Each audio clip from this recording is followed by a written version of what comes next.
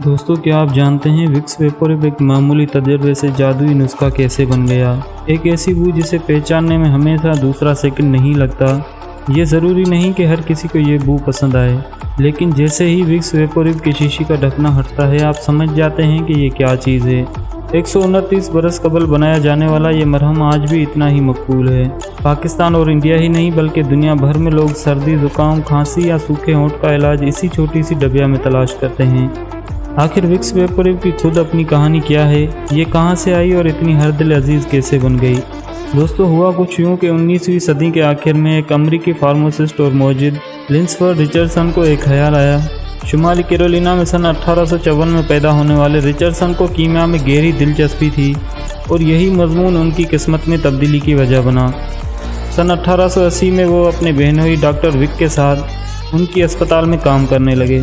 Doctor साहब मरीज़ों को देखते थे और रिचर्डसन उनके लिए दवाएं तैयार करते थे। इसी दौरान उन्होंने तजर्बात करना शुरू कर दिए। तकरीबन एक दिहाई बाद वो अपनी लैब में तैयार होने वाले मुख्तलिफ अद्वियात विक के ख़ानदानी नुस्खों के नाम से बेचने लगे। इन्होंने 21 दवाओं की पेटेंट भी अपने नाम करवाए। जादुई मरहम कुछ दवाएं दूसरे से ज़्यादा मकबूल हो गईं, जिनमें से एक था खांसी में राहत के लिए इस्तेमाल होने वाला विक्स कफ सिरप। रिचर्डसन के पड़पोते विराट प्रायर ने बताया कि उनके बच्चे को बहुत सख्त खांसी और ज़ुकाम था। एक दवासाज होने के नाते वो मुख्तलिफ तजर्बात करने लगे। इन तजर्बात में जापानी नुस्खे भी शामिल थे और उन्हीं तजर्बात के नतीजे में इस जादुई मरहम की तख्लीक हुई। इस नई दवा को इस्तेमाल करने वाले मरीज़ इसके गैर मामूली असरात से हैरान थे। स्पेन में वबा से फ़रोख्त में इजाफा भी हुआ। विक्स पे मेंथोल, काफोर और यूकलिप्स के तेल के अलावा चंद और मुफीद तेल पेट्रोलियम जेली में घुले होते हैं। सन 1911 में इस बाम को विक्स वेपोरिव का नाम दिया गया और आज भी दुनिया इस बाम को उसी नाम से जानती है।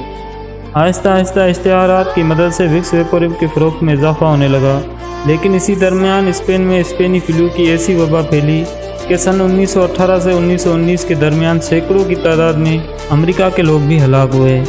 उस वक्त विक्स वेपोरिव की बाज़ार में मांग इतनी ज़्यादा बढ़ गई कि इसे बनाने वाली फैक्ट्री को 24 घंटे दिन रात काम करते रहना पड़ा।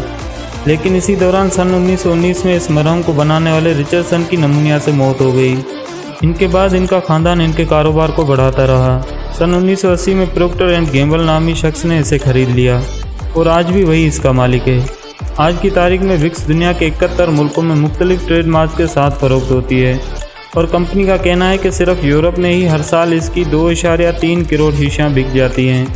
दोस्तों, क्या आप जानते हैं कि बारिश के बाद मिट्टी से खुशबू क्यों आती है।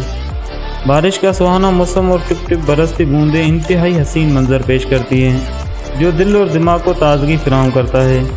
लेकिन बारिश के बाद जो मिट्टी की खुशबू होती है वो मज़ीद मौसम की खूबसूरती में इजाफा करती है। बारिशों की एक बूंद पड़ते ही सारा माहौल मिट्टी की खुशबू से हो जाता है और यूँ महसूस होता है जैसे कुदरती परफ्यूम की खुशबू सारे जहां में फैल गई हो। क्या आप जानते हैं कि मिट्टी से ये खुशबू क्यों आती है और इसको क्या कहा जाता है।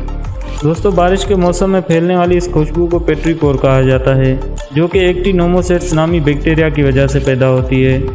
ये बैक्टीरिया इस वक्त मिट्टी में अपनी नशोनुमा पाता है जबकि इसे नमी और हरारत दोनों एक साथ मिलती हैं।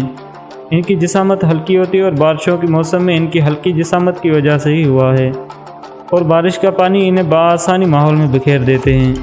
उसके बाद ये इस पूरे इलाके में फैल जाते हैं जहाँ बारिश होती है और निम हवा की वजह से इनकी खुशबू हमें महसूस होती है।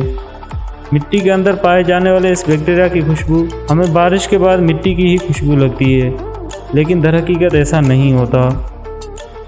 दोस्तों, वीडियो पसंद आने की सूरत में इसे लाइक ज़रूर कीजिएगा। आज की वीडियो में बस इतना ही। मिलते हैं अगली वीडियो में, तब तक के लिए अल्लाह निगहबान।